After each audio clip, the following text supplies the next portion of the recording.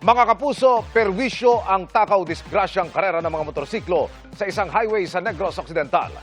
Naaktuhan sila ng nagpapatrolyang pulis pero nakipaghabulan. Nakatutok si Eileen Pedreso ng GMA Regional TV. Tila may mga inaabangan ng mga lalaking ito sa gilid ng highway habang may hawak na mga cellphone. Maya-maya pa, makikitang humarurot ang ilang motorsiklo. Ang karerang yan, nangyari sa Barangay Palaka sa Valladolid, Negros Occidental. Wala sa permiso sa barangay. Kaya yung ila, doon ka postaanin. Wala kasi nag-coordinate nga may racing sa may highway. Nagkataong may nagpapatrolyang police mobile na mangyari ang drug racing.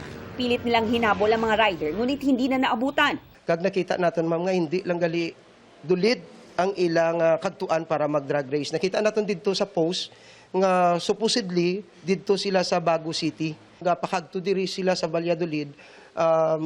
Siyempre nagapinalumba na sila. Pero kabay pa nga untatanan naton ina. Perwisyo pa naman ito para sa mga nakatira malapit sa kalsada. Dahil maingay na, delikado pa nila. Amo lang gila ang ginaano namon di. Kay perwisyo ay si pablakon pamilya mo dakan mabungguan karon. Tuloy ang investigasyon ng Valladolid Police sa iligal na karera. Mula sa GMA Regional TV, Eileen Pedreso, nakatutok 24 oras.